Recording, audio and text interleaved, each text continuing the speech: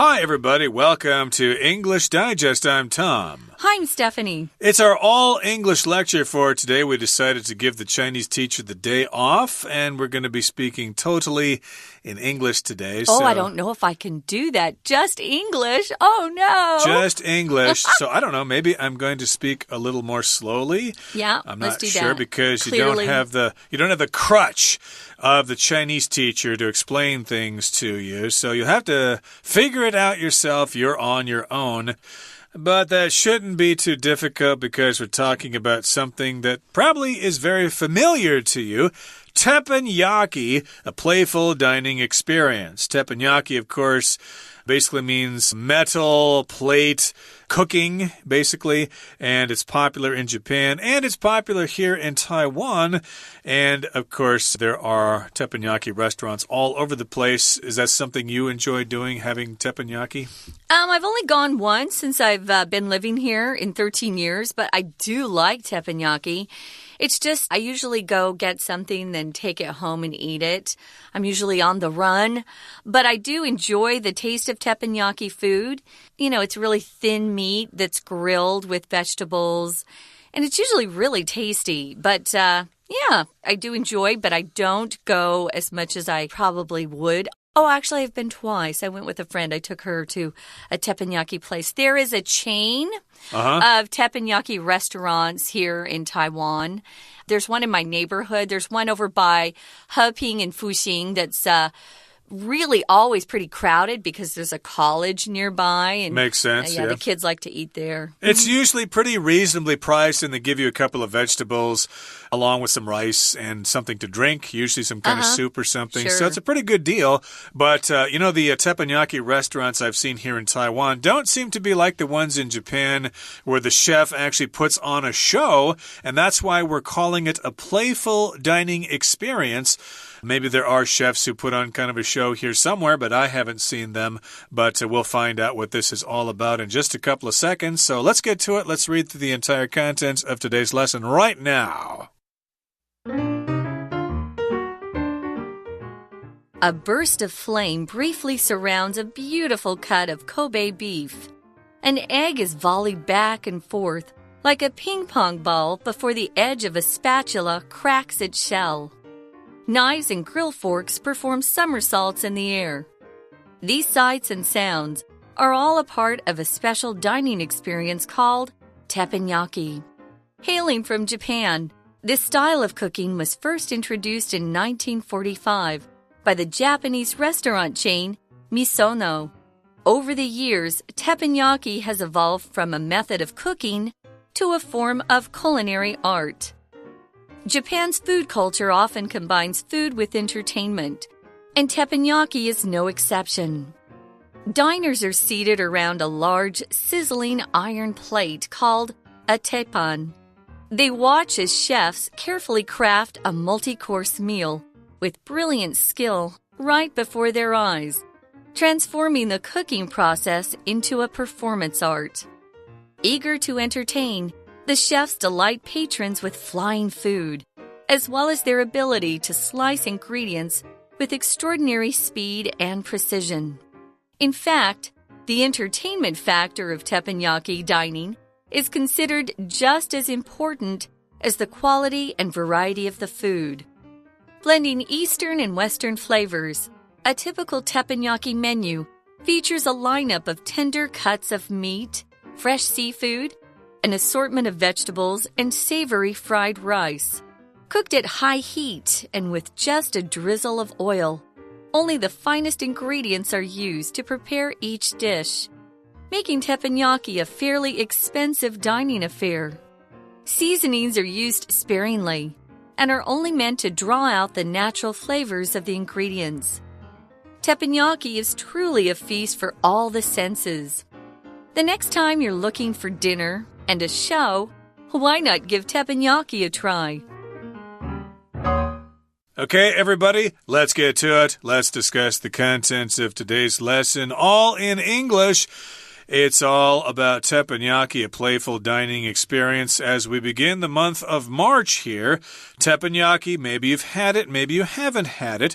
I remember the first time I had this was in Kansas City, Missouri, when I was taken there as part of a dental exam. This guy needed to pass his exams and I was his patient or something, but he treated me to a dinner at a teppanyaki restaurant where the chefs did this. They did this kind of juggling kind of stuff. Was it Benihana's? I have no idea. That happened a big American chain. Many years ago. Yeah, it probably was. I wouldn't doubt it. But in any case here, this first paragraph here kind of describes what happens if you go to such a restaurant.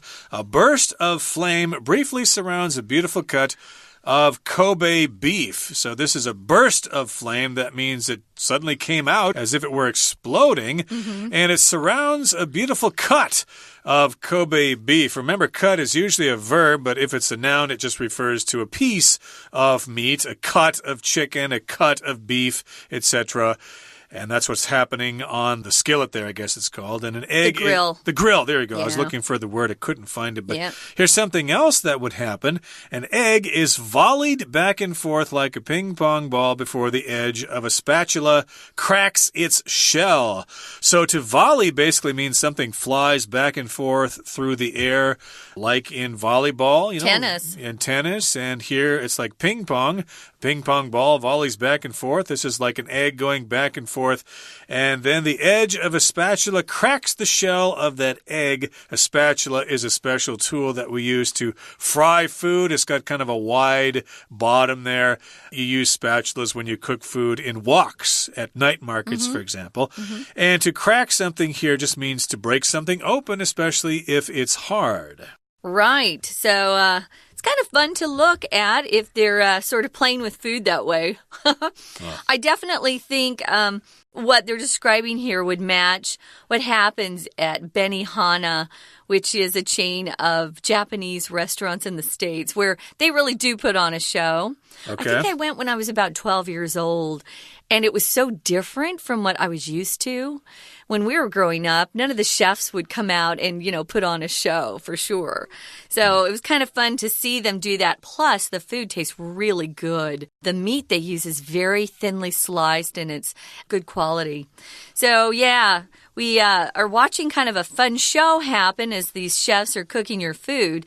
Knives and grill forks perform somersaults in the air. A somersault is something an acrobat or even a kid would do when you roll your body over and over and over. It's a somersault. Mostly kids do it. I mean, of course, I could still do a somersault nowadays, but why?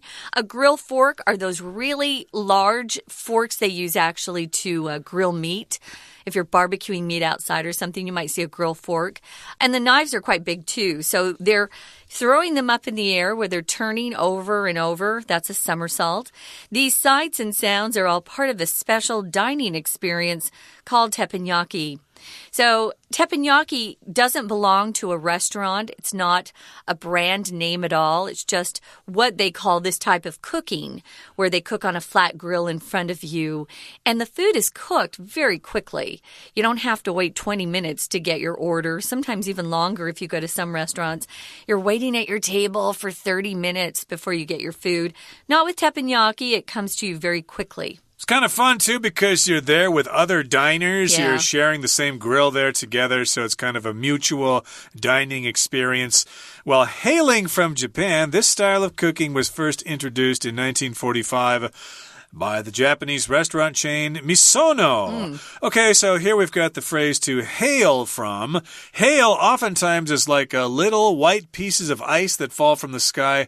They're round. They can be as small as peas, and they can be as large as golf balls or baseballs. But in this particular case, hail is being used as a verb with the preposition from, to hail from, which means it's from that place. Hey, I hail from the United States. Really glad to meet you. Right. Yeah, where do you hail from? It's kind of a fun way to say where someone's from or where you're from, hailing from. Oh, I hail from Arizona. Yeah, so it's a style of cooking that was first introduced way back in 1945 by the restaurant chain Misono, which I've never heard of, but I don't take a lot of trips to Japan either. So maybe you Japanese travelers out there have heard of this chain. I'm going to look for it the next time I go. Now, over the years, the teppanyaki has changed over time. That's what evolve means. To evolve means you change, but it happens over a long period of time. It's not immediate or sudden. Maybe your opinions about a person have evolved over maybe a decade of knowing them. Maybe you didn't like them at first, but the longer you got to know them, the more you're around them, the more you really appreciated them and loved them. So things can evolve in your life, relationships. Maybe your house has really changed a lot. It's evolved over time into different forms. Lots of people like to redecorate and do a lot of reconstruction. I've noticed that it's very popular here in Taiwan.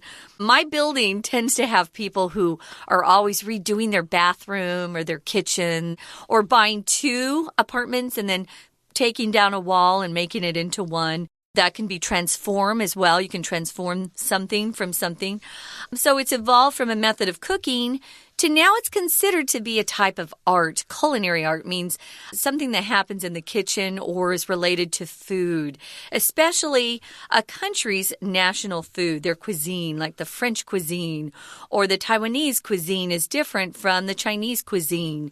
There are lots of different types of foods around this world, and that's one of the fun reasons to travel is just to try other cultures' food.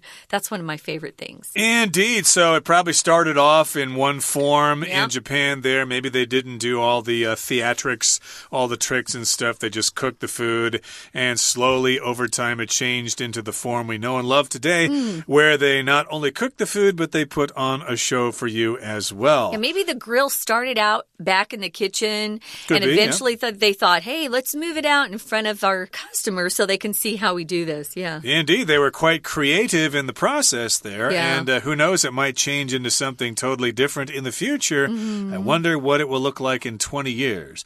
Well, here in the next paragraph, it says Japan's food culture often combines food with entertainment, and teppanyaki is no exception. So if you eat at a Japanese restaurant, sure, they serve you the food and stuff like that, but a lot of times they do other things to make the experience more memorable. Like if you go to those sushi express places where the food kind of comes around on a conveyor belt. Yeah. That's kind of nifty. That's kind of a novelty. Instead of having someone come to your table, the food just kind of passes by you. And I'm sure there are other kinds of restaurants in Japan as well. I think there's the ones that you place your order at the door to into some kind of machine. You enter your order there or something. Done that. What is That's that? An interesting little gimmick or an interesting little trick that you could try. So, yeah, I guess that all goes along with this idea that the food culture of Japan combines food with entertainment. And entertainment, of course, just means you're delighted to see something. You're given things to enjoy. Films, those are a form of entertainment. People go to karaoke places for entertainment as well. And teppanyaki is no exception. An exception means it's not part of the general rule. No, teppanyaki is part of this culture of combining food with entertainment. Sounds fun. So, yeah, a lot of people like to go and just, enjoy watching their food get cooked. I like the food itself. I'm not really going to see a show. I think the food is really yummy. So you can watch those chefs that they carefully craft a multi-course meal with brilliant skill. A lot of these chefs have been doing this for a while. And some of them are trying to show off, I have to admit.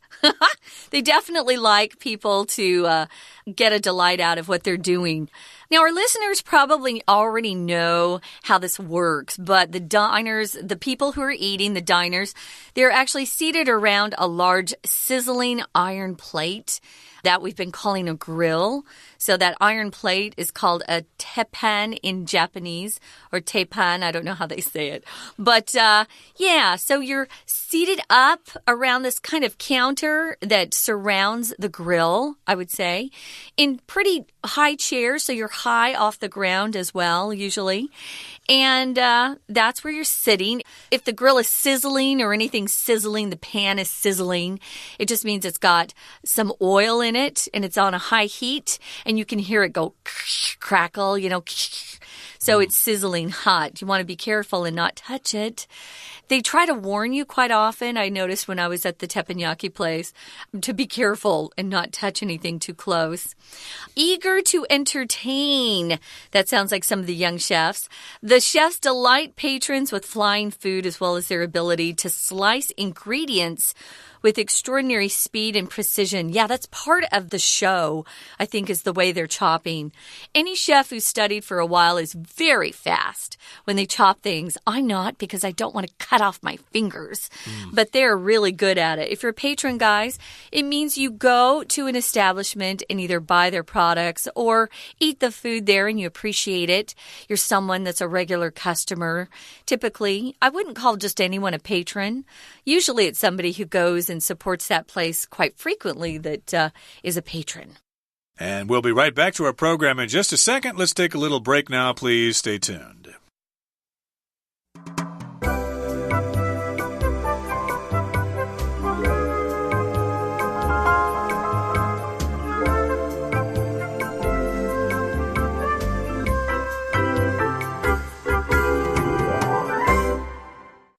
Okay, so again, we're talking about the experience of going to a teppanyaki restaurant. The chefs are eager to entertain, so the patrons are delighted with flying food, eggs being volleyed back and forth. They juggle those spatulas and those cleavers and those knives and stuff like that. And also, they slice those ingredients with extraordinary speed. It's speed you just can't believe. Really fast. Extraordinary could also be a pronunciation for that, but most people say extraordinary. Beyond the ordinary, and they are, of course, very precise. That's the adjective, and precision is the noun. They cut that food with great precision. In fact, the entertainment factor of teppanyaki dining is considered just as important as the quality and variety of the food.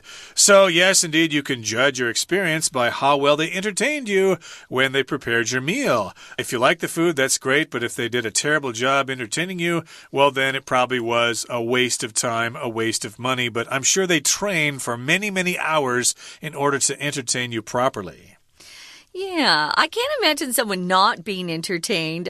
The chefs I've seen, they seem to get a lot of enjoyment out of it. So it's fun to see people who enjoy their job. So blending Western and Eastern flavors. So they do try to take a little bit of the flavor from the East and the West and put them together. If you blend something, you take two things or more than two things, you mix them together so they become one thing.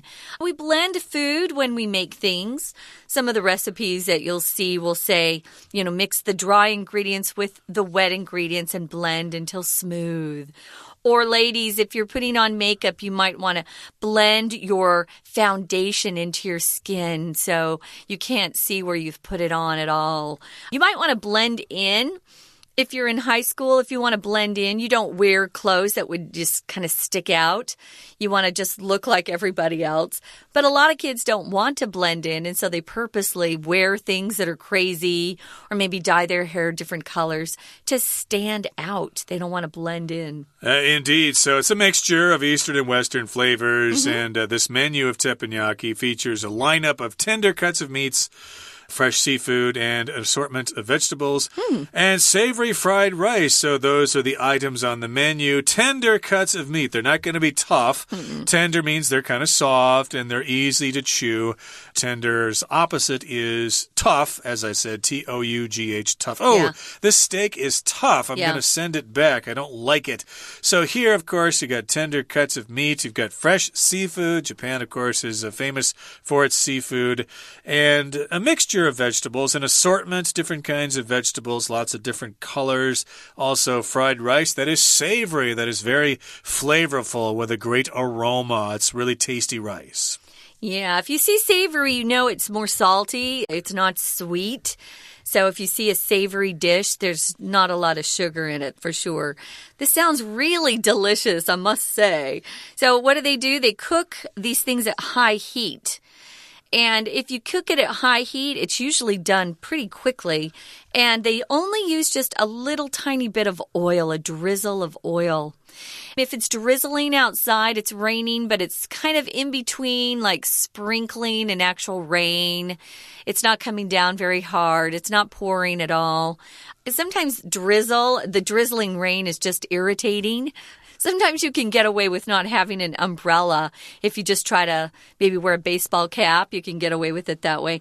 But we use that drizzle of oil quite frequently when we're talking about olive oil in particular, where you don't want to put on too much, but just a little bit. That's a drizzle of oil. Maybe you could say a dab of oil or a sprinkling of oil, something like that. Not a lot of oil.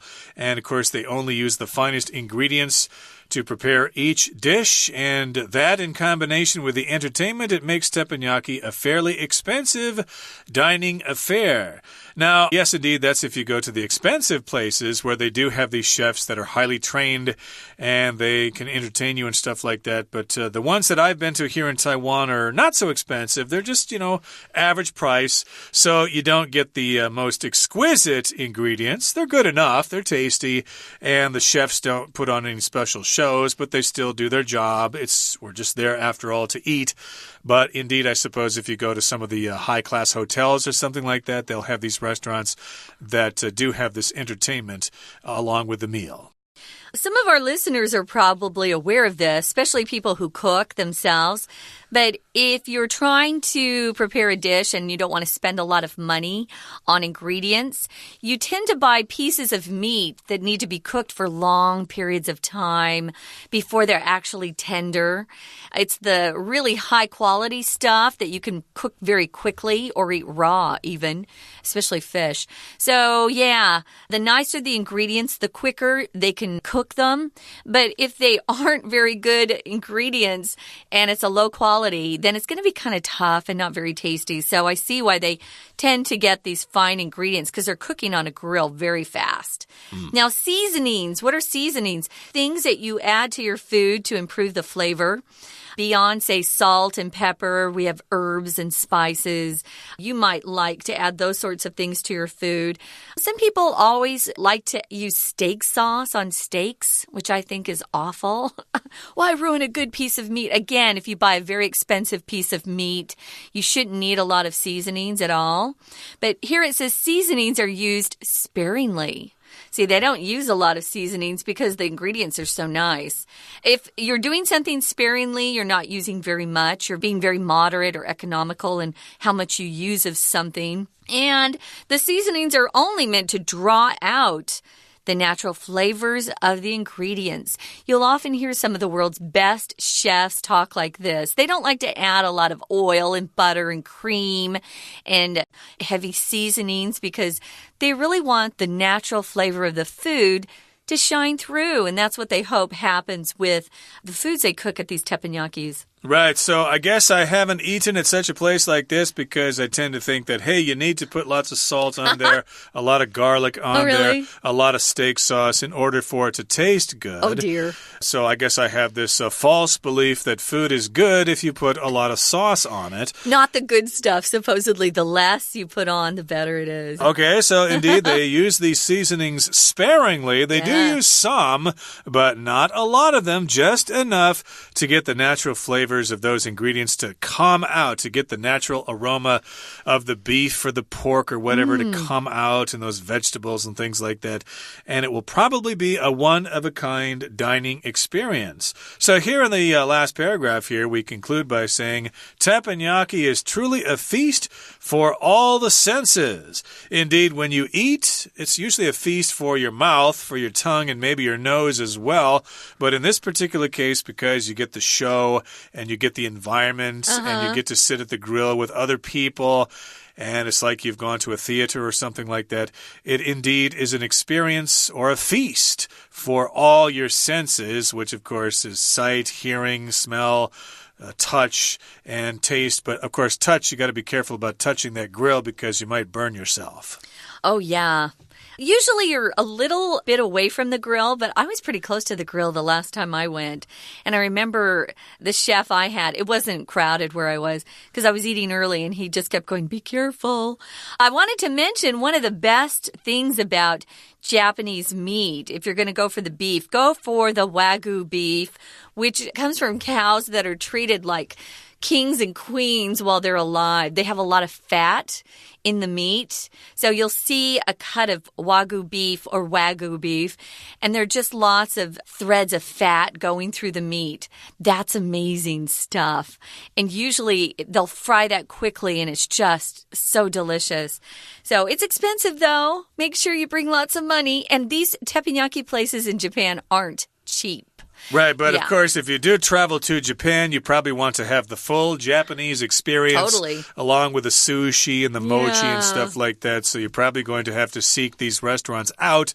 We did talk about the main restaurant chain, which I think is still in existence. Misono. Misono, indeed. And there are probably other, branches as well there. You did mention that branch, or no, that chain store, in the United States. Yeah, they're still around. They're still around. There are 116 restaurants. They started in Florida. I was reading about it. Yeah, they're still around. There's a big one in the city where I grew up, and it was always kind of a treat. People would go, do you want to go to Benihana's? It was kind of exotic. Benihana's, okay. Well, like I said, I don't know. It's Honghua in Chinese. Honghua, safflower. Yeah, I guess you're allowed to say that in Chinese on the program. But, I didn't speak Chinese. No, that was just English bad. That was just bad Chinglish. Chinglish doesn't count. 95% of if 95% of the program is spoken in English, then we're not lying to you. Oh no! Because we are throwing out all sorts of Japanese words here in this lesson. Give us some slack here. We can't speak totally in English, but in any case, yes, teppanyaki, as we said, is truly a feast for all your senses.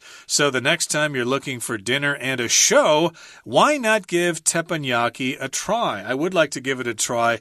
But I'm unaware of any such restaurants here in Taiwan. I do know there's a chain of teppanyaki restaurants. But there's one right in 101 on was it B2, so B1? the chefs there put on the show. They kind of throw stuff around and entertain. A little bit, sure. Do they sing in Japanese? They do not sing. No songs? Well, you know what? I only walk past because the front is open to the crowds walking past. It's across from the fried chicken place. And then there's a bakery around the corner. It's right there as you walk in from the escalator on one side. So people know what I'm talking about. I think the English name is something like Kate. But, or kate, if you're speaking Japanese, I'm not quite sure exactly what you're talking about. But anyway. We always go there for Indian food. Oh, do you? And the Pepper Lunch place. It's very close to the Indian place. I know where you're talking about. Well, we're not supposed to be talking about the restaurants in 101. We're actually talking about teppanyaki, which, as you said, probably is in 101. And in various other places. Even Zhanghua or Jiayi probably has a teppanyaki restaurant for you to enjoy. Okay, that brings us to the end of our lesson for today. We do thank you so much for joining us, and please join us again next time for another edition of our program when we talk about food, all in English. Until then, I'm Tom. I'm Stephanie. Goodbye. Bye.